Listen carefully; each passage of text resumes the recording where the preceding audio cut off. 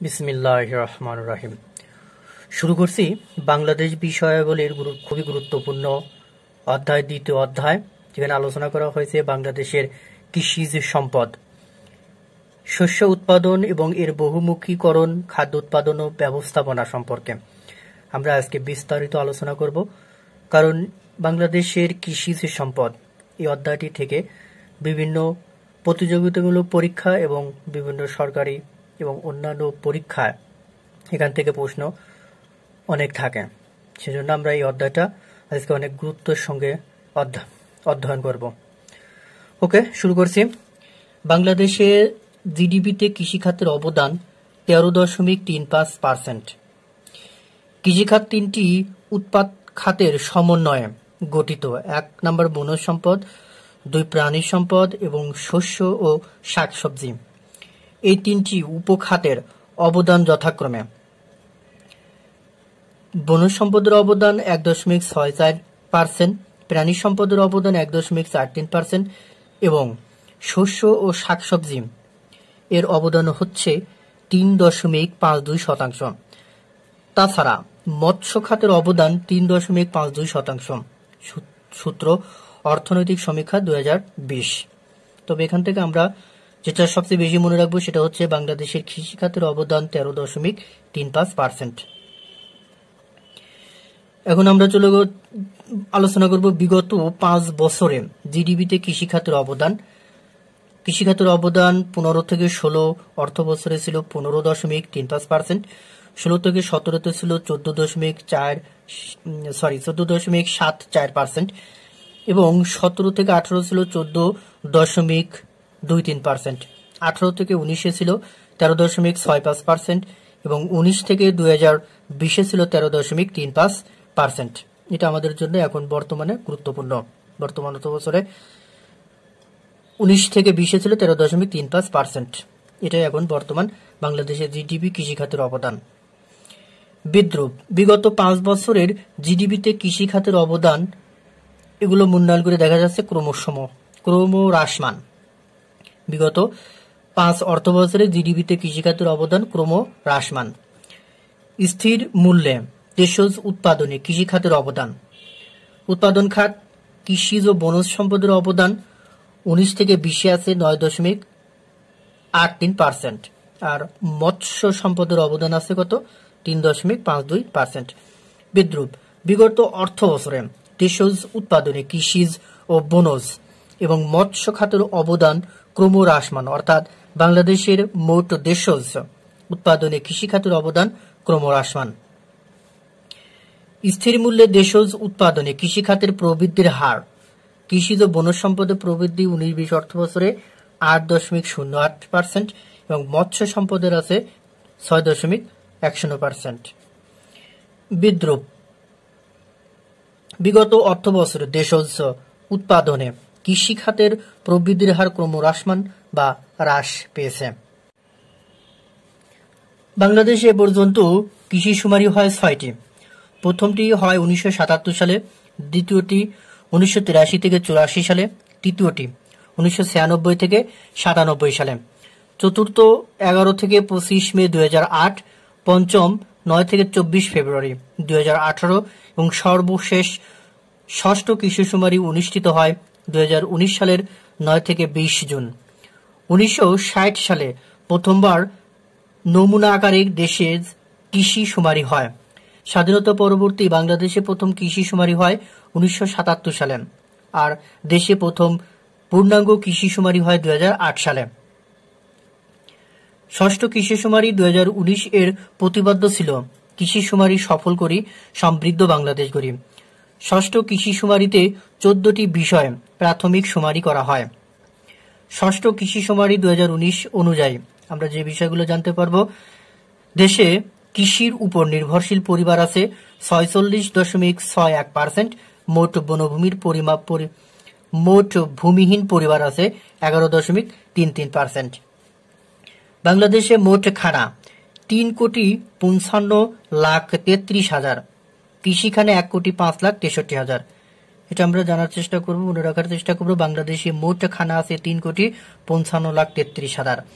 বাংলাদেশের সবচেয়ে বেশি কৃষি নির্ভর পরিবার বরিশাল বিভাগে, আর সবচেয়ে কম কৃষি নির্ভর পরিবার হলো ঢাকা বিভাগে।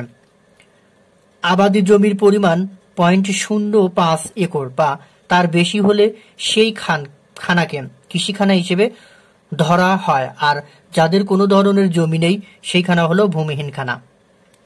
তো হলো আমরা জানতে পারলাম যে আবাদি জমির পরিমাণ 0.05 একর বা তার বেশি হলে সেই খানাকে আমরা কি বলবো? কৃষিখানা।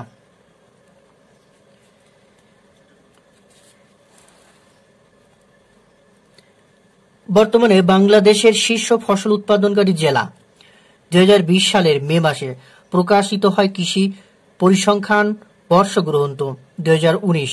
এটি বিবিএস এর 30তম সিরিজ প্রকাশনা। এবারের পরিসংখ্যান অনুসারে ফসলের নাম, শীর্ষ উৎপাদনকারী জেলা। ধান এবং মাছ উৎপাদনে শীর্ষ জেলা হচ্ছে ময়মনসিংহ। গম উৎপাদনে ঠাকুরগাঁও। পাট বা মসুরির ডাল ফরিদপুর। আলু বগুড়া। তামাক কুষ্টিয়া। আনারস টাঙ্গাইল। ইক্ষু নাটোর। ভুট্টা বা লিচু দিনাজপুর। পেঁয়াজ পাবনা। চা উৎপাদনের শীর্ষ জেলা হচ্ছে মৌলভীবাজার। আম উৎপাদন রাজশাহী। তুলা ঝিনাইদহ। পেয়ারা পিরোজপুর। কলা বা কাঁঠাল নরসিংদী। গোলাপ ফুল যশোর। আদা বা কমলা রাঙ্গামাটি। সয়াবিন সুপারি লক্ষ্মীপুর। নারিকেল তরমুজ ভোলা। ফসল উৎপাদনের সুবিধার্থে বাংলাদেশে ঋতুকে দুই ভাগে ভাগ করা যায়, যথা রবি ঋতু বা রবি মৌসুম। আশ্বিন থেকে ফাল্গুন মাস পর্যন্ত রবি শস্যকে শীতকালীন শস্য বলা হয়। আশ্বিন থেকে ফাল্গুন মাস পর্যন্ত রবি শস্যকে শীতকালীন শস্য বলা হয়। এ সময় শীতকালীন শস্য উৎপাদন করা হয়, যেমন ফুলকপি, মূলা, বাঁধাকপি, সিম, টমেটো, গাজর, লাউ প্রভৃতি। তাহলে রবি শস্য বা শীতকালীন ফসল হলো ফুলকপি, মূলা, বাঁধাকপি, সিম, টমেটো, গাজর, লাউ। খরিফ ঋতু বা খরিফ মৌসুম। খরিফ মৌসুমকে আবার দুই ভাগে ভাগ করা যায়, যথা খরিফ 1 চৈত্র থেকে জ্যৈষ্ঠ মাস পর্যন্ত। খরিফ 2 আষাঢ় থেকে ভাদ্র মাস পর্যন্ত। খরিফ শস্যকে গ্রীষ্মকালীন শস্য বলা হয়। এ সময় গ্রীষ্মকালীন শস্য উৎপাদন করা হয়, যেমন আউশ ধান, পাট, ঢেঁড়স, আম, জাম, কাঁঠাল, তাল, আমলকি, জলপাই প্রভৃতি। কৃষিকার্যের মাধ্যমে উৎপাদিত সম্পদকে কৃষিজ সম্পদ বলে। কৃষিজ সম্পদগুলো হচ্ছে ভূমিতে উৎপাদিত ফসলসমূহ, যেমন ধান, ইক্ষু, চা, পাট প্রভৃতি। চাষের উপর ভিত্তি করে কৃষি ফসলসমূহকে প্রধানত দুই শ্রেণীতে ভাগ করা যায়, যথা উদ্যান ফসল, যেমন লাউ, সিম, টমেটো, ঝিঙা, পটল, করলা, লিচু, গাঁদা ফুল প্রভৃতি। মাঠ ফসল, ধান, গম, ভুট্টা, পাট, তুলা, আখ প্রভৃতি। কৃষি ফসলসমূহকে সাধারণত ব্যবহারের ধরন ও প্রকৃতি অনুসারে দুটি শ্রেণীতে ভাগ করা যায়, যথা 1 খাদ্যশস্য, 2 অর্থকরী শস্য। খাদ্যশস্য যেসব শস্য সরাসরি খাদ্যের চাহিদা পূরণের জন্য যেসব শস্য সরাসরি খাদ্যের চাহিদা পূরণের জন্য চাষাবাদ করা হয় তাদের খাদ্যশস্য বলা হয়, যেমন ধান, গম, ভুট্টা, যব, মশলা, সবজি জাতীয় শস্য, তেল জাতীয় শস্য, ডাল জাতীয় শস্য প্রভৃতি। বাংলাদেশের 80% জমিতে খাদ্যশস্য উৎপাদিত হয় এবং বাকি 20% জমিতে অর্থকরী ফসল উৎপাদিত হয়। বাংলাদেশের প্রধান খাদ্যশস্য হচ্ছে ধান, যা চাষ করা হয় আবাদি জমির প্রায় 70% জমিতে। বাংলাদেশে উৎপন্ন ধানকে প্রধানত 4 ভাগে ভাগ করা হয়। ক হচ্ছে আমন, খ আউশ, গ বোরো এবং ইরি। তো 4 ভাগে ভাগ করা হয়েছে বাংলাদেশের ধান উৎপাদিত ধানকে 4 ভাগে ভাগ করা হয়েছে আমন, আউশ, বোরো এবং ইরি। আউশ ধান জমিতে, আমন ধান অপেক্ষাকৃত নিচু জমিতে। আউশ ধান চাষ করা হয় উঁচু জমিতে, আমন ধান অপেক্ষাকৃত নিচু জমিতে এবং বোরো ও ইরি ধান শীতকালীন শস্য হিসেবে বিভিন্ন নিচু জলাশয় ও অন্যান্য জমিতে সেচ দিয়ে উৎপাদন করা হয়। বাংলাদেশে সবচেয়ে বেশি উৎপাদিত হয় বোরো ধান। বোরো ধান শীতকালে চাষ করা হয়। বোরো ধানের চারা সাধারণত রোপণ করা হয় কার্তিক অগ্রহায়ণ বা ইংরেজি অক্টোবর নভেম্বর মাসে, আর বোরো ধান কাটা হয় বৈশাখ জ্যৈষ্ঠ এপ্রিল থেকে মে মাসের মধ্যে। রোপা আমন ধানের চারা রোপণ করা হয় শ্রাবণ ভাদ্র ইংরেজি জুলাই আগস্ট মাসে, আর রোপা আমন কাটা হয় অগ্রহায়ণ পৌষ, ইংরেজিতে নভেম্বর ডিসেম্বর মাসে।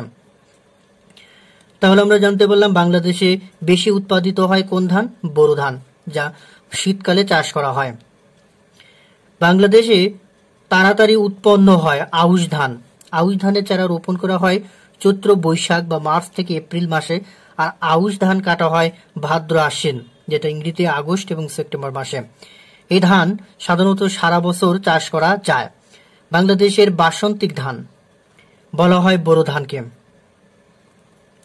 ধান চাষের জন্য 16 ডিগ্রি থেকে 30 ডিগ্রি সেলসিয়াস তাপমাত্রার প্রয়োজন হয় এবং 100 থেকে 200 সেন্টিমিটার বৃষ্টিপ্রবণ এলাকা ধানের ফলন ভালো হয়।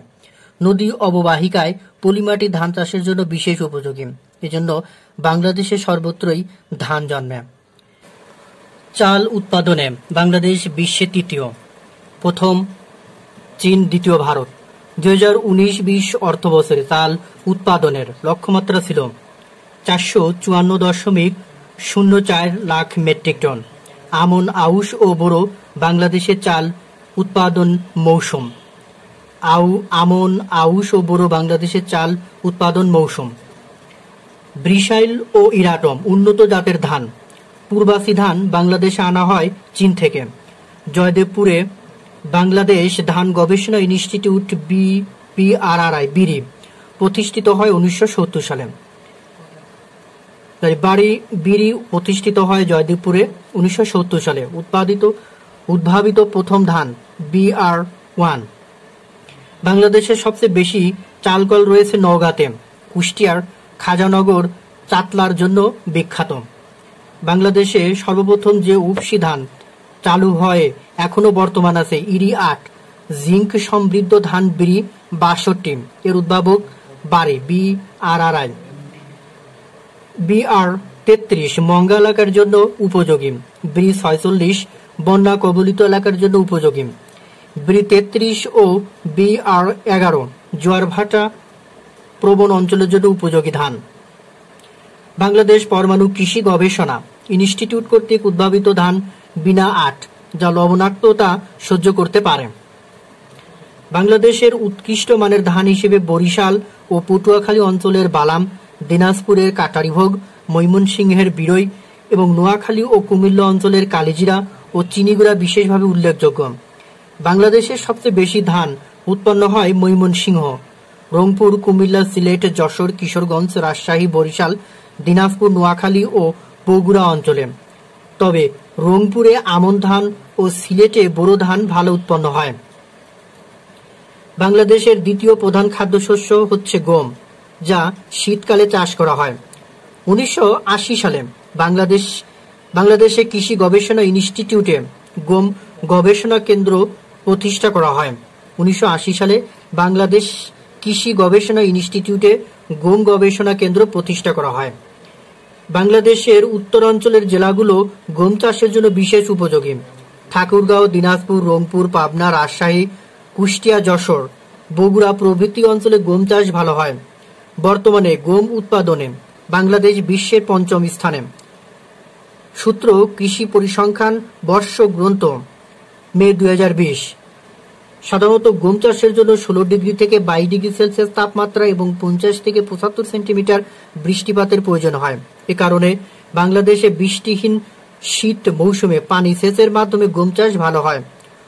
উর্বর দোআঁশ মাটি গম চাষের জন্য বিশেষ সহায়ক। সোনালিকা ও আকবর বাংলাদেশের কৃষিতে দুটি উন্নত জাতের গমের নাম। শতাব্দী উচ্চ ফলনশীল জাতের গম। অধিক পরিমাণে গম উৎপাদিত হওয়া বাংলাদেশে রুটিঝুরি বলা হয় দিনাজপুর জেলাকে, মতান্তরে ঠাকুরগাঁও।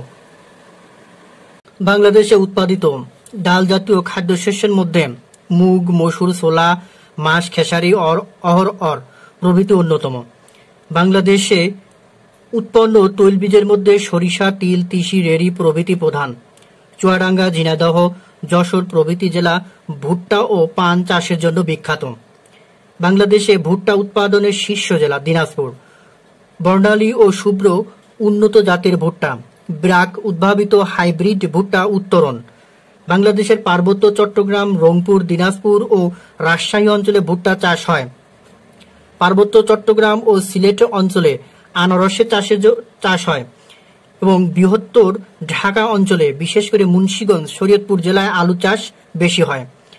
আলু উৎপাদনের শীর্ষ জেলা বগুড়া। বাংলাদেশে প্রথম আলু চাষের জন্য আনা হয় নেদারল্যান্ড থেকে, পূর্ব নাম হল্যান্ড। আলুকে কন্দ জাতীয় সবজি হিসেবে বিবেচনা করা হয়। বাংলাদেশের আলুর চাহিদা আছে Sri Lanka, Singapore, Malaysia, Nepal, Russia প্রভৃতি দেশে। বাংলাদেশে উৎপাদিত প্রথম হাইব্রিড টমেটোর নাম হচ্ছে মিন্টু। অর্থকরী ফসল। আমরা এখন অর্থকরী ফসল সম্পর্কে বিস্তারিত আলোচনা করব। যেসব শস্য সরাসরি বিক্রির উদ্দেশ্যে চাষাবাদ করা হয় তাদের অর্থকরী ফসল বলে বা শস্য বলে, যেমন পাট, তুলা, চা, রাবার, রেশম, আখ, তামাক প্রভৃতি।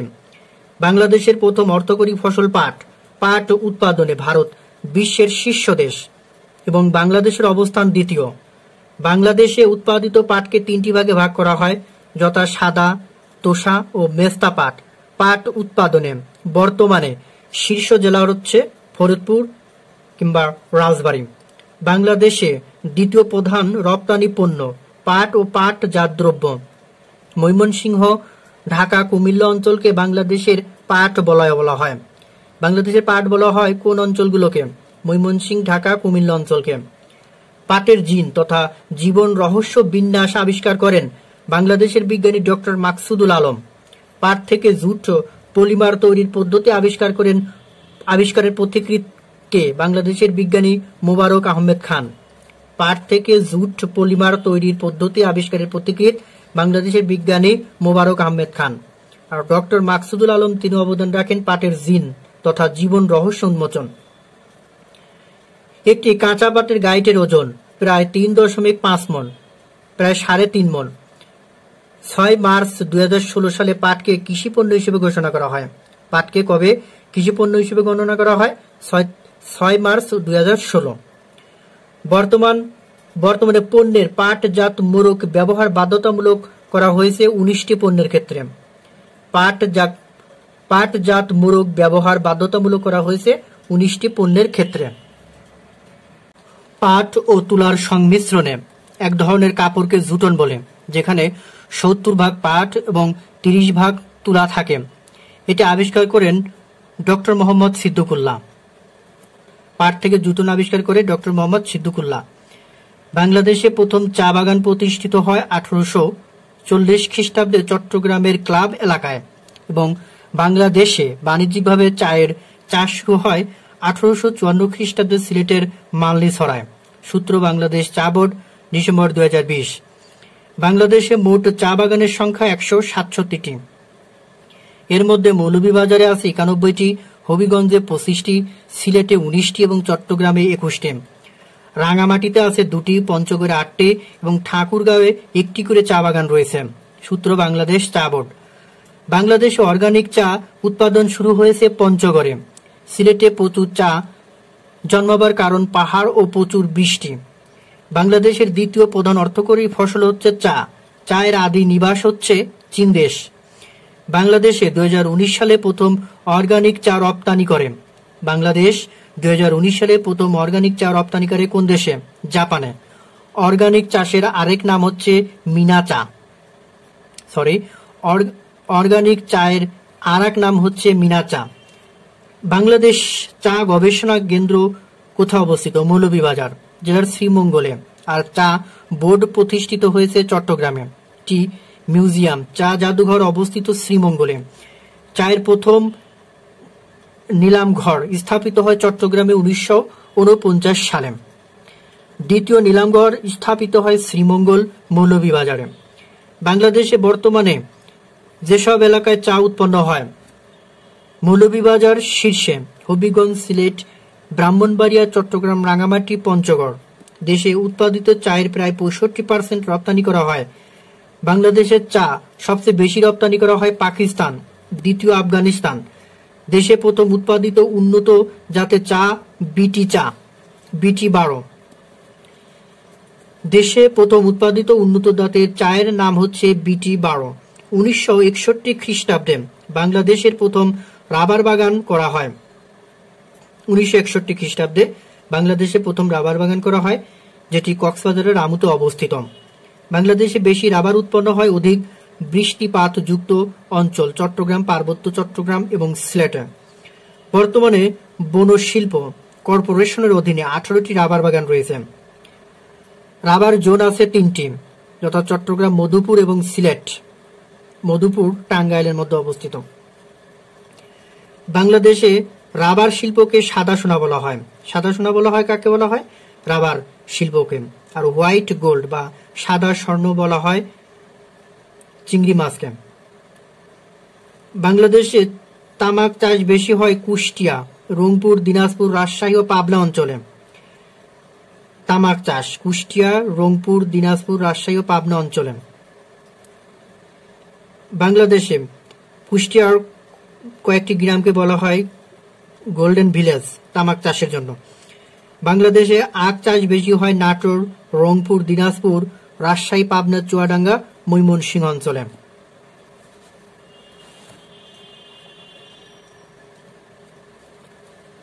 বাংলাদেশে তুলা উৎপাদিত হয় ঝিনাইদহ, যশোর, দিনাজপুর, রংপুর ও কুষ্টিয়া অঞ্চলে। বাংলাদেশে রেশম উৎপাদিত হয় রাজশাহী, বগুড়া অঞ্চলে। জেলা হিসেবে বাংলাদেশে সবচেয়ে বেশি রেশম উৎপন্ন হয় চাঁপাইনবাবগঞ্জ অঞ্চলে, যেটি রাজশাহীর মধ্যে। অঞ্চল হিসেবে রাজশাহী হবে। রেশম উৎপাদনের জন্য রাজশাহীকে সিল্ক সিটি বলা হয়। মথ এক ধরনের পোকা যা তুঁত গাছের পাতা খেয়ে বেঁচে থাকে। এই মথ থেকে কি হয়? রেশম উৎপন্ন হয়। বর্তমানে বাংলাদেশে রেশম কারখানা রয়েছে 2টি, একটি হচ্ছে রাজশাহীতে, অন্যটি ঠাকুরগাঁয়ে। রেশম পল্লী রয়েছে 23টি। তুঁত বাগান রয়েছে কয়টি? 7টি। জুম চাষ সম্পর্কে আমরা এখন আলোচনা করব। পাহাড়ের ঢালে চাষাবাদ করার পদ্ধতিকে জুম চাষ বলেন। পাহাড়ের ঢালে বন উজাড় করে তা আগুন দিয়ে পুড়িয়ে জুম চাষ করা হয়। 3. পার্বত্য জেলায় প্রায় 5480 বর্গ কিলোমিটার বনভূমি সিংহভাগই জুম চাষ করা হয়। তাহলে জুম চাষ করা হয় পাহাড়ি অঞ্চলের বনভূমির 5480 বর্গ কিলোমিটার। বর্তমানে প্রতি বছর প্রায় 20,000 হেক্টর জমিতে এই পদ্ধতিতে চাষ করা হচ্ছে। পার্বত্য উপজাতিরা বছরে 2 বার জুম চাষ করে। সল্ট পদ্ধতিকে জুম চাষের বিকল্প হিসেবে ধরা হচ্ছে। মাটির উর্বরতা বৃদ্ধিতে সাহায্য করে বায়ু নাইট্রোজেন। বাতাসে নাইট্রোজেনে মাটির উর্বরতা বৃদ্ধি করে পানিতে মিশিয়ে মাটিতে শোষিত হওয়ার ফলে। ইউরিয়া সার উৎপাদন করার প্রধান কাঁচামাল হচ্ছে প্রাকৃতিক গ্যাস। উদ্ভিদের বৃদ্ধির জন্য অপরিহার্য নাইট্রোজেন সার। ফসলের মূল বৃদ্ধির জন্য অপরিহার্য ফসফরাস সার। স্বর্ণা এক ধরনের জৈব সার যার বৈজ্ঞানিক নাম ফাইটা হরমোন ইউডিসার। এটি আবিষ্কার করেন ডক্টর সৈয়দ আব্দুল খালেক। স্বর্ণা সার আবিষ্কার করেন কে? ডক্টর সৈয়দ আব্দুল খালেক। আর এই স্বর্ণা সারের প্রধান উপাদান হচ্ছে ফাইটা হরমোন ইউডিসার। এই স্বর্ণা সারের বৈজ্ঞানিক নাম ফাইটা হরমোন ইউডিসার। বাংলাদেশের অতি পরিচিত খাদ্য গোল আলু দেশে আনা হয়েছে ইউরোপের হল্যান্ড থেকে। বাংলাদেশের কৃষি দিবস পালন করা হয় 1 অগ্রহায়ণ। যে সকল কৃষকের নিজেদের জমির পরিমাণ 1 একরের নিচে তাদের বলা হয় ভূমিহীন কৃষক। 1 একরের নিচে। বাংলাদেশের উত্তরাঞ্চলে মঙ্গার ধান নামে পরিচিত ব্রি 33। উত্তরাঞ্চলের মঙ্গার ধান নামে পরিচিত কোনটি? ব্রি 33। উচ্চ ফলনশীল হরিধানের আবিষ্কারক ঝিনাইদহের হরিপদ কাপালি। রিবন রেটিং পাট পচানোর জন্য বা পাট পচানোর একটি পদ্ধতির নাম। এবার আলোচনা করব বনজ সম্পদ সম্পর্কে। বাংলাদেশের বনাঞ্চলকে এলাকা ভিত্তিক 4টি ভাগে ভাগ করা হয়, যথা পাহাড়ি বনাঞ্চল, ম্যানগ্রোভ বনাঞ্চল, সমতল ভূমির শালবন এবং গ্রামীণ বন। ম্যানগ্রোভ হল জোয়ার ভাটায় প্লাবিত বিস্তৃত জলাভূমি। ম্যানগ্রোভ ফরেস্ট হল উপকূলীয় বন তথা জোয়ার ভাটার বিধৌত লবণাক্ত সমতল ভূমি। সুন্দরবন বাংলাদেশের একমাত্র প্রাকৃতিক উপকূলীয় বন তথা ম্যানগ্রোভ ফরেস্ট। বাংলাদেশে 2 শ্রেণীর ম্যানগ্রোভ বন রয়েছে। এক প্রাকৃতিক ম্যানগ্রোভ বন যেটি সুন্দরবনে অবস্থিত এবং উপকূলীয় ম্যানগ্রোভ বন কৃত্রিমভাবে তৈরি করা হয়েছে। বাংলাদেশের একমাত্র কৃত্রিম ম্যানগ্রোভ বন অবস্থিত কক্সবাজারের চকরিয়ায়। জলবায়ু ও মাটির গুণাগুণের তারতম্যের কারণে বাংলাদেশের বনভূমিকে 3টি শ্রেণীতে ভাগ করা যায়, যথা ক্রান্তীয় চিরহরিত বনভূমি বা পাহাড়ি বনভূমি। বাংলাদেশের খাগড়াছড়ি, রাঙামাটি, বান্দরবনের প্রায় সব অংশে এবং চট্টগ্রাম ও সিলেট অঞ্চলের কিছু অংশে এ বনভূমি বিস্তৃত। অতি বৃষ্টিপাতের জন্য পাহাড়ি অঞ্চলে এই শ্রেণীর বনভূমির সৃষ্টি হয়। এই শ্রেণীর বনের প্রধান বৃক্ষ হচ্ছে গর্জন, ময়না, তেলসুর, চাপালিশ, গামার, জারুল, করই, সেগুন, চাপা প্রভৃতি। আমরা এই অংশটা ভালোভাবে জানবো। ক্রান্তীয় চিরহরিত বনভূমি পাহাড়ি বন বাংলাদেশের খাগড়াছড়ি, রাঙামাটি, বান্দরবনের প্রায় সব অংশে এবং চট্টগ্রাম ও সিলেট অঞ্চলের কিছু অংশে এ বনভূমি বিস্তৃত। অতি বৃষ্টিপাতের জন্য পাহাড়ি অঞ্চলে এই শ্রেণীর বনভূমি সৃষ্টি হয়। এই শ্রেণীর বনের প্রধান বৃক্ষ হচ্ছে গর্জন, ময়না, তেলসুর, চাপালিশ, গামার, জারুল, করই, সেগুন, চাপা। আমরা এখানে একটু জেনে নেব যে ক্রান্তীয় চিরহরিত বনভূমি বলতে সারা বছরই যে বনের গাছগুলোতে সারা বছরই পাতা থাকে তাকে বলা হয় চিরহরিত বনভূমি। ক্রান্তীয় পাতাঝরা বনভূমি, বছরে কোনো একটা সময়ে কি হয়, পাতা ঝরে যায়, সে বনকে বলা হয় পাতাঝরা বনভূমি। যেমন শালবন বাংলাদেশের প্লাইসিস্টোসিন কালের সোপান অঞ্চলে এবং বরেন্দ্র অঞ্চলে এই শ্রেণীর বনভূমির দেখা মেলে। শীতকালে এ ভূমির বৃক্ষের পাতা ঝরে যায় আর গ্রীষ্মকালে নতুন পাতা গজায়। মধুপুর ও ভাওয়ালের গড় এবং বরেন্দ্র ভূমি এই শ্রেণীর বন। এই শ্রেণীর বনের প্রধান বৃক্ষ হল শাল, স্থানীয় নাম গজারিম। শাল গাছের স্থানীয় নাম হচ্ছে গজারিম। এছাড়াও হরতকি, ছাতিম, কুরসি, করই, বহেরা, কাঁঠাল, হিজল, শিমুল, অর্জুন, কুম্ভি প্রভৃতি বৃক্ষ এই শ্রেণীর বনভূমিতে জন্মে। এই শ্রেণীর বনে প্রচুর পরিমাণে বাঁশ ও বেত উৎপন্ন হয়। স্রোতস বনভূমি যেটা সুন্দরবনে অবস্থিত। এ বনের উত্তরে খুলনা, সাতক্ষীরা, বাগেরহাট জেলা, দক্ষিণে বঙ্গোপসাগর, পূর্বে হরিণাঘাট নদী, পিরোজপুর ও বরিশাল জেলা এবং পশ্চিমে রয়েছে রায়মঙ্গল, হারিয়াভাঙ্গা নদী ও ভারতের পশ্চিমবঙ্গের রাজ্যের আংশিক প্রান্ত সীমা পর্যন্ত এ বনভূমি বিস্তৃত। এটি খুলনা বিভাগের ৬,০০০ বর্গ কিলোমিটার এলাকা জুড়ে বিস্তৃত। সমুদ্রের জোয়ারভাটা ও লোনাপানি এবং প্রচুর বৃষ্টিপাতের জন্য এই অঞ্চলে বৃক্ষ সমৃদ্ধ। সুন্দরী, গরান, গেওয়া, পশুর, ধুন্দল, কেওড়া, বাইন, হেন্দাল প্রভৃতি এই বনভূমিতে বেশি জন্মে। জোয়ারের সময় প্লাবিত আর ভাটার সময় শুকিয়ে যায় বলে এই শ্রেণীর বনকে জোয়ার ভাটার বন বা ম্যানগ্রোভ বন বলে। সূত্র: ভূগোল ও পরিবেশ, বিশ্ব ৯ম শ্রেণী ও ১০ম শ্রেণীর বইয়ের। পাহাড়ের অধিক বৃষ্টিপ্রবণ অঞ্চলে ক্রান্তীয় চিরহরিত এবং কম বৃষ্টিপ্রবণ অঞ্চলে পাতাঝরা গাছের বনভূমি দেখা যায়। চিরহরিত বনাঞ্চল বলা হয় পার্বত্য বনাঞ্চলকে। বর্তমানে বাংলাদেশে মোট বনভূমির পরিমাণ হল ২.৩২ লক্ষ মিলিয়ন হেক্টর, যা দেশের মোট আয়তনের ১৩.২৩%। সূত্র: অর্থনৈতিক সমীক্ষা ২০২০। সুন্দরবনের মোট আয়তন ১০,০০০ বর্গ কিলোমিটার, তন্মধ্যে বাংলাদেশের সীমানায় আছে ৬,০০০ বর্গ কিলোমিটার। বন অধিদপ্তরের হিসাবে ৬,০১৭ বর্গ কিলোমিটার। শতাংশ হিসেবে বাংলাদেশ সীমানায় সুন্দরবনের ৬২% আছে বলে গণ্য করা হয়। প্রকৃত হিসাবে হবে ৬০%। মধুপুর বনাঞ্চল অবস্থিত টাঙ্গাইল ও ময়মনসিংহ জেলায়। এ বনাঞ্চলের প্রধান বৃক্ষ শাল, শালের স্থানীয় নাম গজারি, যেটা আগেও বলেছি। বাংলাদেশের ভাওয়ালগড় খ্যাত ভাওয়াল অঞ্চল অবস্থিত গাজীপুর অঞ্চলে, আর মধুপুরের গড় খ্যাত মধুপুরের বনাঞ্চল অবস্থিত টাঙ্গাইল ও ময়মনসিংহ অঞ্চলে। ভাওয়ালগড়, বাংলাদেশের ভাওয়ালগড় কোথায়? গাজীপুর। ক্রান্তীয় পাতাঝরা বনে বেশি মেলে করই, হিজল, বহেরা, হরতেকি, কাঁঠাল, নিম প্রভৃতি। বরেন্দ্রভূমিতে বেশি জন্মে শাল গাছ, আর শাল গাছের জন্য বিখ্যাত মধুপুর ও ভাওয়ালগড়। সোয়াম্প ফরেস্ট বলতে বোঝায় স্বাদু পানির জলাবন। বাংলাদেশের সিলেটের রাতারগুল বন এলাকা একমাত্র সোয়াম্প ফরেস্ট রয়েছে। এটিকে বাংলার আমাজন বলা হয়। সুন্দরবনকে বাংলাদেশের ফুসফুস বলা হয়। সুন্দরী বৃক্ষের প্রাচুর্যের কারণে নামকরণ করা হয়েছে সুন্দরবন। সুন্দরী বৃক্ষ লুকিং গ্লাস ট্রি নামে পরিচিত। এই বনের উদ্ভিদের শ্বাসমূল থাকে। সুন্দরবনকে পৃথিবীর বৃহত্তম ম্যানগ্রোভ বন, টাইডাল বন বাদা বন এবং জলাভূমির বন, চিরহরিৎ বন, স্রোতজ বন, গড়ান বন, উপকূলীয় বন প্রভৃতি নামে চিহ্নিত করা হয়। সুন্দরবনের গোলপাতা সংগ্রহকারীদের বলা হয় বাওয়ালি, আর মধু সংগ্রহকারীদের বলা হয় মোয়ালি। গোলপাতার আরেক নাম নিপাপাম, এটি ঘরের ছাউনি হিসেবে ব্যবহার হয়। সুন্দরবনের খালের ধারে প্রচুর পরিমাণে নিপাপাম জন্মে। চিরহরিৎ পাতাঝরা বনভূমিতে বেশি মেলে গামার, শিমুল, সেগুন, জারুল প্রভৃতি। চিরহরিৎ পাতাঝরা বনভূমিতে বেশি মেলে গামার, শিমুল, সেগুন, জারুল প্রভৃতি।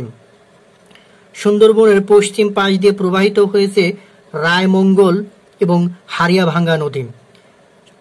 এখানে প্রশ্ন হচ্ছে সুন্দরবন কোন নদীর তীরে অবস্থিত? হারিয়াভাঙ্গা নদী এবং রায়মঙ্গল নদীর তীরে অবস্থিত। পূর্বাশা বা পূর্ব পাশ দিয়ে প্রবাহিত হয়েছে বলেশ্বরী নদী। তাহলে তিনটা নদীর পাশে অবস্থিত সুন্দরবন। এক নম্বর হচ্ছে বলেশ্বরী নদী, হারিয়াভাঙ্গা এবং রায়মঙ্গল। বর্তমানে সুন্দরবনের অভয়ারণ্য তিনটি: হিরন পয়েন্ট, কটকা ও আলকি দ্বীপ, যা সুন্দরবনের মোট আয়তনের 52%। সুন্দরবনের দুই শ্রেণীর হরিণ মেলে, মায়া হরিণ এবং চিত্রা হরিণ। সুন্দরবনের 3 প্রজাতির কচ্ছপ রয়েছে: কেটো, সুন্দি ও ধুম প্রজাতি। সুন্দরবন 6 ডিসেম্বর 1997 সালে ইউনেস্কোর বিশ্ব ঐতিহ্যের তালিকায় 798তম বিশ্ব ঐতিহ্য হিসেবে স্থান লাভ করে। সুন্দরবন 798তম বিশ্ব ঐতিহ্য হিসেবে ইউনেস্কোর বিশ্ব ঐতিহ্যের তালিকায় স্থান লাভ করে 6 ডিসেম্বর 1997 সালে। আবার 21 মে 1992 সালে সুন্দরবন ও তার পার্শ্ববর্তী জলাভূমি রামসার সাইট হিসেবে স্বীকৃতি লাভ করে। তাহলে সুন্দরবন রামসার সাইট হিসেবে স্বীকৃতি লাভ করে 21 মে 1992 সালে। আর বিশ্ব ঐতিহ্যের ইউনেস্কোর তালিকায় অন্তর্ভুক্ত হয় হচ্ছে 6 ডিসেম্বর 1997 সালে 798তম হিসেবে। গেওয়া কাঠ, দিয়াশলাইয়ের কাঠি। দিয়াশলাইয়ের কাঠি তৈরি করা হয় গেওয়া কাঠ দিয়ে। ধুন্দল কাঠ দিয়ে তৈরি করা হয় পেন্সিল। গর্জন ও জারুল কাঠ দিয়ে হয় রেলের স্লিপার। চাপালিশ ও গামারি কাঠ দিয়ে নৌকা ও সাম্পান। শাল কাঠ দিয়ে তৈরি করা হয় টেলিফোন ও বৈদ্যুতিক তারের খুঁটি তৈরিতে ব্যবহার করা হয়। খুলনা হার্ডবোর্ড মিলে সুন্দরী কাঠ ব্যবহার করা হয়। খুলনা নিউজ প্রিন্ট মিলে গেওয়া কাঠ এবং কর্ণফুলী পেপার মিলে বাঁশ, হার্ডবোর্ড ও কাগজ তৈরি কাঁচামাল হিসেবে ব্যবহার করা হয়। তাহলে বাঁশ ব্যবহার করা হয় কর্ণফুলী পেপার মিলে, গেওয়া কাঠ খুলনা নিউজ প্রিন্ট মিলে এবং সুন্দরী কাঠ খুলনা নিউজ প্রিন্ট মিলে। অঞ্চল হিসেবে বাংলাদেশের বৃহত্তম বনভূমি পার্বত্য চট্টগ্রাম। বাংলাদেশের একক বৃহত্তম বনভূমি হচ্ছে সুন্দরবন। অঞ্চল হিসেবে পার্বত্য চট্টগ্রামের বনভূমি আর একক বন হিসেবে সুন্দরবন। জেলা অনুসারে বাংলাদেশের সবচেয়ে বেশি বনভূমি রয়েছে বাগেরহাট জেলায়। বাগেরহাট জেলায় সবচেয়ে বেশি বনভূমি রয়েছে। বাংলাদেশে সামাজিক বনায়ন কর্মসূচি চালু হয় 1981 সালে চট্টগ্রামের রাঙ্গুনিয়ায়।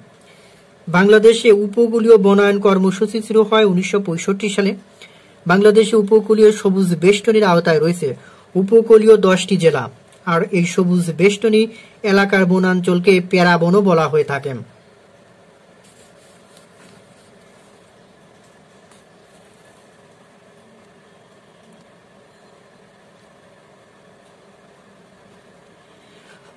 বন বিভাগের তথ্য মতে বাংলাদেশের রাষ্ট্রীয় বনভূমি নেই 28টি জেলায়, আর প্রয়োজনীয় বনভূমি আছে 7টি জেলায়। পরিবেশবিদদের মতে পরিবেশের ভারসাম্য রক্ষার জন্য বনাঞ্চল থাকা প্রয়োজন মোট ভূমির 25%। পচাবদি গাজী বিখ্যাত বাঘ শিকারের জন্য সুন্দরবনের বাঘ গণনায় ব্যবহৃত পদ্ধতি হচ্ছে পাগ মার্ক পদ্ধতি। বাংলাদেশে বন গবেষণা ইনস্টিটিউট অবস্থিত চট্টগ্রামের 16 শহর এলাকায়। পরিবেশের জন্য ক্ষতিকর গাছ ইউক্যালিপটাস গাছ পরিবেশের জন্য ক্ষতিকর। বাংলাদেশের উচ্চতম বৃক্ষ হচ্ছে বৈলাম। দ্রুত বর্ধনশীল বৃক্ষ ইপিলিপিল নেপিয়ার হলো এক ধরনের ঘাস। আর বাংলাদেশে তুলা গাছকে বলা হয় সূর্যকন্যা। বাঁশ জাতীয় গাছ সবচেয়ে বেশি বৃদ্ধি হয়। গরান গাছের ছাল থেকে প্রস্তুত করা হয় রোম। বন ও পরিবেশ মন্ত্রণালয়ের নাম 2018 সালের 20 জুন পরিবর্তন করে রাখা হয় পরিবেশ, বন ও জলবায়ু পরিবর্তন মন্ত্রণালয়, মফ। বাংলাদেশের জাতীয় বৃক্ষরোপণ অভিযান শুরু হয় 1992 সালের এবং জাতীয় পরিবেশ নীতি ঘোষণা করা হয় 1992 সালে। বৃক্ষরোপণ অভিযান শুরু হয় কবে? 1992 সালে এবং জাতীয় পরিবেশ নীতি ঘোষণা করা হয় ওই একই সালে 1992। মৎস্য ও প্রাণী সম্পদ সম্পর্কে এখন আমরা ভালোভাবে জানব। বাংলাদেশে বা বর্তমানে বাংলাদেশ মাছ চাষে কততম? বিশ্বে পঞ্চম। স্বাদু পানির মাছ উৎপাদনে তৃতীয়, ইলিশ মাছ উৎপাদনে প্রথম, ইলিশ মাছ উৎপাদনে দ্বিতীয় রয়েছে ভারত। বর্তমানে বাংলাদেশে ইলিশের অভয়াশ্রম, যেখানে ইলিশ শিকার নিষেধ, রয়েছে কয়টি? 6টি। অভয়াশ্রম মানে যেখানে মাছ শিকার করা যাবে না, যে অঞ্চলটাতে, সেই অঞ্চল রয়েছে 6টি। বাংলাদেশে সাধারণত 3 প্রজাতির ইলিশ বেশি দেখা যায়। ইলিশের পোনাকে বলা হয় জাটকা। 10 ইঞ্চিতে বা 25 সেন্টিমিটারের নিচে যে মাছ ইলিশগুলো সেটাকে বলা হয় জাটকা। ইলিশের বংশ বৃদ্ধি তথা জাটকা রক্ষায় করা হয় নভেম্বর থেকে জুন পর্যন্ত 8 মাস জাটকা ধরা নিষেধ করা হয়েছে, নভেম্বর থেকে জুন মাস পর্যন্ত। মা ইলিশ রক্ষা, ইলিশের বংশ বৃদ্ধির জন্য মা ইলিশ রক্ষা করার জন্য 24 অক্টোবর হতে 4 নভেম্বর 22 দিন ইলিশ ধরা নিষেধ। 14 অক্টোবর থেকে 4 নভেম্বর এই 22 দিন ইলিশ মাছ ধরা নিষেধ, কারণ এই 22 দিনে মা ইলিশ বংশবৃদ্ধির জন্য নদীতে আসেন। বিশ্ববাজারে চিংড়ি সম্পদকে বলা হয় হোয়াইট গোল্ড। বাগদা চিংড়ি ব্ল্যাক টাইগার নামে খ্যাত। বাগদা চিংড়ি। বাংলাদেশে চিংড়ি চাষ বেশি হয় সাতক্ষীরা, খুলনা, বাগেরহাট, কক্সবাজার, নোয়াখালী অঞ্চলে। বাংলাদেশে বাগদা চিংড়ি রপ্তানি পণ্য হিসেবে স্থান করে নেয় 80-র দশকে। তবে বাগদা চিংড়ি বাণিজ্যিকভাবে চাষ শুরু হয় 1976 সাল থেকে। বাংলাদেশে লোনা পানিতে চাষ করা হয় বাগদা চিংড়ি, আর স্বাদু পানিতে চাষ করা হয় গলদা চিংড়ি। চিংড়ি চাষের জন্য বাংলাদেশের কুয়েত বলা হয় খুলনা সিটিকে। বাংলাদেশের কুয়েত সিটি হলো খুলনা সিটি। কিসের জন্য? চিংড়ি চাষের জন্য। বাংলাদেশের ট্রাস্ট সেক্টর বলা হয় হিমায়িত খাদ্যকে। ট্রাস্ট সেক্টর বলা হয় হিমায়িত খাদ্যকে। মাছ চাষ বিদ্যাকে বলা হয় পিসিকালচার। হালদা নদী বিখ্যাত কেন?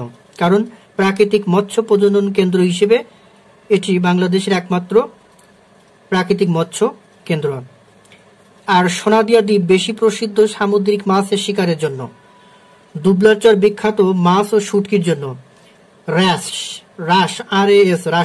বায়োফ্লক মাছ চাষের দুটি আধুনিক পদ্ধতি, রাস এবং বায়োফ্লক। বোয়াল শিং, মাগুর, ট্যাংরা প্রভৃতি শিং জাতীয় মাছ, যেটাকে বলা হয় ইংরেজিতে ক্যাটফিশ। এনজিতে ফ্যাটফিশ, ক্যাটফিশ হবে, কোয়া হবে। পিরানহা এক শ্রেণীর রাক্ষসে মাছ, মুখে ডিম রেখে বাচ্চাদের ফোটায় তেলাপিয়া জাতীয় মাছ।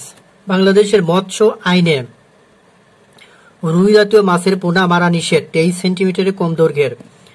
বাংলাদেশের একমাত্র মৎস্য গবেষণা ইনস্টিটিউট ময়মনসিংহে, মৎস্য গবেষণা ইনস্টিটিউট। খাদ্য ও পুষ্টি ইনস্টিটিউট রয়েছে ঢাকা বিশ্ববিদ্যালয়ে। বাংলাদেশে গোচারণের জন্য বাথান আছে সিরাজগঞ্জে। কেন্দ্রীয় গো প্রযোজন খামার অবস্থিত সাভার। গবাদি পশুতে প্রথম ভ্রূণ বদল করা হয় 5 মে 1995 সালে। Jersey, Sindhi, Haryana, Sahiwal, Holstein, Frisian উন্নত জাতের গরু। সাদা লেগহর্ন, রেড আইল্যান্ড, অস্ট্রোলপ উন্নত জাতের মুরগি। জার্সি, সিন্ধি, হরিয়ানা, শাহিলা, হলস্টাইন, ফ্রিশিয়ান এ জাতীয় উন্নত জাতের গরু, যা দুধের জন্য এই গরুগুলা বিখ্যাত। আর সাদা লেগহর্ন, রেড আইল্যান্ড, অস্ট্রোলপ উন্নত জাতের মুরগি। রূপালী, সোনালী, শঙ্কর জাতের। আর চাট গায়ে, আসিলি, উদলা গলা দেশি জাতের মুরগি। রূপালী, সোনালী যেগুলো শঙ্কর জাতের, এবং আর চাট গায়ে, আসিল, উদলা গলা দেশি জাতীয় মুরগি। কাটারি ভোগ চাল উৎপাদনের জন্য বিখ্যাত দিনাজপুর। দুগ্ধজাত সামগ্রীর জন্য বিখ্যাত লাহিড়ী হাট, যেটি পাবনায় অবস্থিত। বাংলাদেশের বিখ্যাত ছাগলের জাত হচ্ছে ব্ল্যাক বেঙ্গল। বিখ্যাত ছাগলের জাত ব্ল্যাক বেঙ্গল। বা বিশ্ববাজারে বাংলাদেশের ব্ল্যাক বেঙ্গল ছাগলের চামড়া পরিচিত কুষ্টিয়া গ্রেড নামে। কুষ্টিয়া গ্রেড নামে পরিচিত। বাংলাদেশ ছাগলের দুগ্ধ উৎপাদনে বিশ্বের দ্বিতীয়। ছাগলের দুগ্ধ উৎপাদনে বাংলাদেশের অবস্থান দ্বিতীয়। ছাগলের সংখ্যায় ও মাংস উৎপাদনে বাংলাদেশের অবস্থান চতুর্থ। IFFAO এর প্রতিবেদন 2019 অনুসারে বাংলাদেশের একটি জীবন্ত জীবাশ্ম নাম হচ্ছে রাজ কাঁকড়া।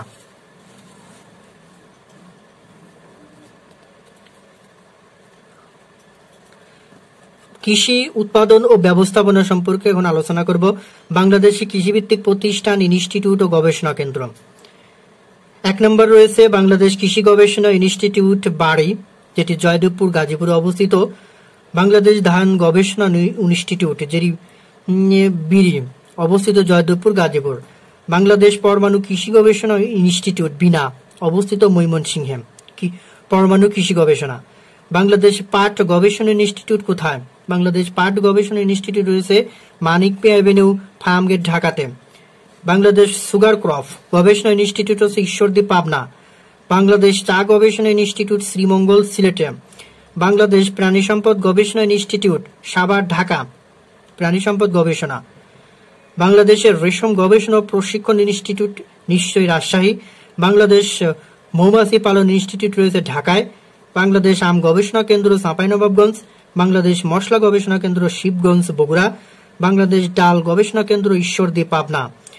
তুলা উৎপন্ন বা উন্নয়ন বোর্ড, তুলা উন্নয়ন বোর্ড, ফার্মগেট, ঢাকা। বাংলাদেশ মৎস্য গবেষণা ইনস্টিটিউট ময়মনসিংহ।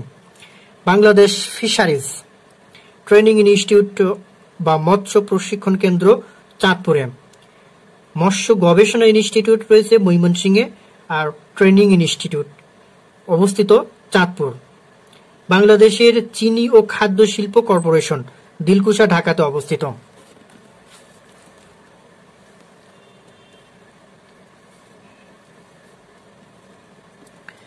বাড়ি, BARI, বাড়ি বাংলাদেশ এগ্রিকালচারাল রিসার্চ ইনস্টিটিউট বাড়ি একটি স্বায়ত্তশাসিত সংস্থা। এটি 1976 সালে গাজীপুরের জয়দেবপুরে প্রতিষ্ঠা করা হয়। এটি দেশের বৃহত্তম বহুবিধ ফসল গবেষণা ইনস্টিটিউট বা প্রতিষ্ঠান। এই প্রতিষ্ঠান বিভিন্ন উচ্চ ফলনশীল জাত উদ্ভাবন বিষয়ে গবেষণা করে থাকে। BARI Bangladesh Agricultural Research Institute BINA, BINA, BINA. Bangladesh Institute of Nuclear Agriculture BINA সর্বপ্রথম 1972 সালের জুলাই মাসে আণবিক শক্তি কমিশনের পরমাণু কৃষি ইনস্টিটিউট বা ইনা নামে ঢাকায় প্রতিষ্ঠিত হয়। 1975 সালে এটিকে ময়মনসিংহে বাংলাদেশ কৃষি বিশ্ববিদ্যালয়ের ক্যাম্পাসে স্থানান্তর করা হয়। ইনা 1982 সালে একটি স্বতন্ত্র কৃষি গবেষণা প্রতিষ্ঠানের মর্যাদা লাভ করে। 1984 সালে এটিকে জাতীয় প্রতিষ্ঠান হিসেবে ঘোষণা করা হয় এবং এর নতুন নামকরণ করা হয় বাংলাদেশ পরমাণু কৃষি গবেষণা ইনস্টিটিউট বিনা। বর্তমানে বাংলাদেশ কৃষি বিশ্ববিদ্যালয় ক্যাম্পাসে এর প্রধান কার্যালয় অবস্থিত। মুখ্য নির্বাহী হিসেবে মহাপরিচালক বিনা দায়িত্ব পালন করেন। BADC Bangladesh agricultural development corporation, BADC। পূর্ব পাকিস্তান কৃষি উন্নয়ন কর্পোরেশন নামে 1961 সালে এটি প্রতিষ্ঠিত হয়। এটি কৃষি মন্ত্রণালয়ের আওতাধীন একটি স্বায়ত্তশাসিত প্রতিষ্ঠান। চেয়ারম্যানের নেতৃত্বে 5টি উইং এর মাধ্যমে এটি কার্যক্রম পরিচালনা করে। বাংলাদেশ আম গবেষণা কেন্দ্র চাঁপাইনবাবগঞ্জ, গম গবেষণা কেন্দ্র নরসিংপুর, দিনাজপুর, তেলবীজ গবেষণা কেন্দ্র জয়দেবপুর, গাজীপুর, আর পেঁয়াজ তথা মশলা গবেষণা কেন্দ্র রয়েছে বগুড়াতে। কন্দাল ফসল গবেষণা কেন্দ্র রয়েছে জয়দেবপুর এবং গাজীপুর, গাজীপুর। চিংড়ি গবেষণা কেন্দ্র বাগেরহাট এবং হরিণ গবেষণা কেন্দ্র ডুলা হাজরা, কক্সবাজারে অবস্থিত। বাংলাদেশে ফল গবেষণা ইনস্টিটিউট রয়েছে রাজশাহীতে। বাংলাদেশের বৃহত্তম কৃষি উদ্যান অবস্থিত গাজীপুরে। দেশের বৃহত্তম দত্তনগর কৃষি খামার অবস্থিত ঝিনাইদহ জেলার মহেশপুরে। বাংলাদেশের একমাত্র আঞ্চলিক বীজ পরীক্ষাগার অবস্থিত ঈশ্বরদী, পাবনা। বাংলাদেশের প্রধান বীজ উৎপাদনকারী সরকারি প্রতিষ্ঠান হচ্ছে BADC। বাংলাদেশের জাতীয় বীজ পরীক্ষাগার অবস্থিত গাজীপুরে, জাতীয় বীজ পরীক্ষাগার। বাংলাদেশের জমির খাজনা মওকুফ করা হয় 25 বিঘা পর্যন্ত। বাংলাদেশে সর্বশেষ ভূমি অর্ডিন্যান্স করা হয় 1984 সালে। ভূমি অর্ডিন্যান্স 1984 সালে। বাংলাদেশের চিনি শিল্পের ট্রেনিং ইনস্টিটিউট অবস্থিত ঈশ্বরদী, পাবনা। বাংলাদেশের একমাত্র কৃষিভিত্তিক ইপিজেড উত্তরা ইপিজেড, যেটি নীলফামারীতে অবস্থিত। সৈয়দপুর নীলফামারী। তারপরে হচ্ছে বাংলাদেশের প্রথমবারের মতো 2014 সালের 25,000 মেট্রিক টন চাল রপ্তানি করে শ্রীলঙ্কাতে। বাংলাদেশ প্রথমবারের মতো 2014 সালের 25,000 মেট্রিক টন চাল রপ্তানি করে কোথায়? শ্রীলঙ্কাতে। বাংলাদেশের প্রথম কৃষি জাদুঘর বাংলাদেশ কৃষি বিশ্ববিদ্যালয় ময়মনসিংহে স্থাপিত হয়। সার্ক কৃষি তথ্য কেন্দ্র অবস্থিত ঢাকার ফার্ম গেটে। বাংলাদেশের সি অ্যাকুরিয়াম তৈরি করা হয় কোথায়? কক্সবাজারে সি অ্যাকুরিয়াম, যেখানে সামুদ্রিক মাছগুলোকে বলা অ্যাকুরিয়াম করা হয়। বাংলাদেশে বাঘ প্রজনন কেন্দ্র চালু করা হতে যাচ্ছে বাঘ প্রজনন কেন্দ্র, যেখানে প্রজননের মাধ্যমে বাঘের উৎপাদন বৃদ্ধি করা হবে। সেটার নাম হচ্ছে বঙ্গবন্ধু শেখ মুজিবুর রহমান সাফারি পার্ক, কক্সবাজারের ডুলা হাজরাতে অবস্থিত। বাংলাদেশ 2012 সালে আফ্রিকার সেনেগালে জমি ইজারা নিয়ে কৃষিকাজ শুরু করে। 2012 সালে সেনেগালের, আফ্রিকার একটি দেশ সেনেগালে। বাংলাদেশে সাধারণত কৃষি শুমারি হয় প্রতি 10 বছর পর পর। 10 বছর পর পর কৃষি শুমারি হয়। লাস্ট কৃষি শুমারি হয়েছে 2019 সালে। বঙ্গবন্ধু, যেটা ষষ্ঠ কৃষি শুমারি। বঙ্গবন্ধু জাতীয় কৃষি পুরস্কার প্রবর্তন করা হয় 5 এপ্রিল 1973 সাল থেকে। বঙ্গবন্ধু জাতীয় কৃষি পুরস্কার প্রবর্তন করা হয়, কৃষি পুরস্কার 5 এপ্রিল 1973 সালে। প্রথম দেওয়া হয় 1976 সাল থেকে। প্রধানমন্ত্রী কৃষি পুরস্কার 1993 সালে শুরু হয়েছে।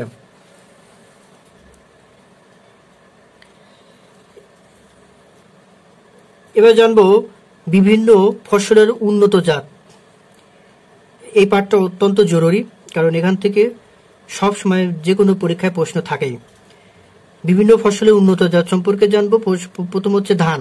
ধানের কয়েকটি উন্নত জাত রয়েছে, যথা ময়না, নারিকা 1, চান্দিমান, হরিধান, ইরাটম, হীরা, মালাইরি, বিপ্লব, বৃষাইল, বাসমতি, বাংলামতি, দুলাভোগ, আশা, প্রগতি, BR11 যেটি মুক্তা নামে পরিচিত, ব্রি হাইব্রিড ধান 1, আলোক 6210, সোনারবালা 1 এবং সুপার রাইস।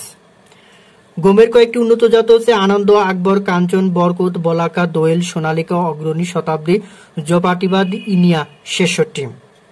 ভুট্টের কয়েকটি উন্নত জাত হচ্ছে বর্ণালী, শুভ্র, উত্তরণ, মোহর। বর্ণালী, শুভ্র, উত্তরণ, মোহ। সরিষা রয়েছে সফল, অগ্রণী, দুটি উন্নত জাত, সফল এবং অগ্রণী। সরিষায় সফল, সফল, অগ্রণী, সফল হলে অগ্রণী হয়। তুলা, রূপালী, ডেলফোস, CB10। তুলার কয়েকটি জাত হচ্ছে রূপালী, ডেলফোস, CB10। তামাক হচ্ছে সুমাত্রা, ম্যানিলা। তামাকের কয়েকটি উন্নত জাত হচ্ছে দুটি, সুমাত্রা এবং ম্যানিলা। আমের হচ্ছে মহানন্দা, মোহনভোগ, ল্যাংড়া, গোপালভোগ, হারিয়াভাঙ্গা, ফজলি। কুয়া পাহাড়ি, লতা বোম্বাই, গুরমতি, লক্ষণভোগ, কিষণভোগ, খিরসাপাতি বা আহিমসাগর, এটি বাংলাদেশের জিআই পণ্য হিসেবে স্বীকৃতি লাভ করেছে। আলু, ডায়মন্ড, কার্ডিনাল, কুফরি, সুন্দরী। বাড়ি, উদ্ভাবিত 4টি আলুর জাত হচ্ছে বাড়ি 74, 75, 76 এবং 77। টমেটোর নাম হচ্ছে মিন্টো বাহার, মানিক রতন, অপূর্ব ঝুমকা, সিঁদুর, শ্রাবণী। বাঁধাকপি, golden cross, KI cross, green express, drumhead, অ্যাটনামা 70। বেগুনের উন্নত জাত হচ্ছে ইওরা, শুকতারা, তারাপুরি, বিজয়। কলা হচ্ছে অগ্নিস্বর, কানাইবাসী, বীরজবা, মোহনবাসী, মৃতসাগর, সিঙ্গাপুরি। তরমুজ হচ্ছে পদ্মা, মধুবালা, পতেঙ্গা, গোয়ালন্দ। পদ্মা, মধুবালা, পতেঙ্গা, গোয়ালন্দ। পেঁয়াজ রয়েছে পেঁয়াজের একটি নাম হচ্ছে বাড়ি 6, তাহেরপুরি, ভাতি, জিটকা, কৈলাসনগর। পেঁয়াজের উন্নত জাত হচ্ছে বাড়ি 6, তাহেরপুরি, ভাতি, জিটকা, কৈলাসনগর। যমুনা, উন্নত জাতের মরিচ। এখানে বলা হয়েছে নদী ছাড়া যমুনা কি? উন্নত জাতের মরিচ। বাড়ি 4 উন্নত জাতের পেয়ারা, আর বাড়ি 6 হচ্ছে পেঁয়াজ। আর মিনা উন্নত জাতের কি? অর্গানিক চা। মিনা উন্নত জাতের অর্গানিক চা। তোষা উন্নত জাতের পাট বীজ। তাইওয়ান গ্রিস এক প্রকার উন্নত জাতের আম, যার জাত ভিয়েতনাম থেকে আনা হয়েছে। আর আমরা জানি ভিয়েতনামের রাজধানীর নাম হচ্ছে তাইওয়ান। সরি তাইওয়ান গ্রিন এর উন্নত জাতের নাম, যেটি যার দাঁত ভিয়েতনাম থেকে আনা হয়েছে। ভিয়েতনামের রাজধানী হ্যানয়। ব্রুনাই কিং, এক জাতের বিদেশ থেকে আমদানিকৃত আম, ব্রুনাই কিং, যেটি ব্রুনাই থেকে আনা হয়েছে। বাংলাদেশে প্রথম হাইব্রিড ধান উৎপন্ন হয় 1998 সালে। বাংলাদেশের প্রথম হাইব্রিড ধান উৎপাদন হয় কোথায়, কত সালে? 1998 সাল থেকে। উপসি যে কোনো ফসলের উচ্চ ফলনশীল প্রজাতি। বারিয়াক হলো উন্নত জাতের পাট। বাংলাদেশে BRTA জাতের ধান বেশি চাষ করা হয়। বোরো ধান উৎপাদন সবচেয়ে বেশি, বোরো ধান, যেটি শীতকালীন ফসল। পাহাড়ি এলাকা, পাখিছড়া, বলাকা ও দোয়েল উন্নত জাতের গম। আর পাখিছড়া, ময়না হচ্ছে উন্নত জাতের ধান। পাখিছড়া, বলাকা ও দোয়েল হলো উন্নত জাতের গম, আর পাখিছড়া, ময়না হলো উন্নত জাতের ধান। নদীছড়া, যমুনা হচ্ছে উন্নত জাতের মরিচ, আর নদীছড়া, পদ্মা উন্নত জাতের তরমুজ। দ্বীপছড়া, সুমাত্রা কি ও রাজধানী ছাড়া ম্যালিনা উন্নত জাতের তামাক। সুমাত্রা হচ্ছে তামাক আর ম্যানিলা হচ্ছে তামাক। ধন্যবাদ সবাইকে এতক্ষণ সঙ্গে থাকার জন্য। আজকের আয়োজন যদি আপনাদের ভালো লেগে থাকে অবশ্যই লাইক, কমেন্ট এবং শেয়ার করবেন, আর চ্যানেলটি সাবস্ক্রাইব করে রাখবেন পরবর্তী ভিডিও দ্রুত পাওয়ার জন্য। আর কোনো তথ্য যদি ভুল থেকে থাকে অবশ্যই কমেন্টসের মাধ্যমে জানাবেন, আমি সঠিক উত্তর দেওয়ার চেষ্টা করব ইনশাল্লাহ।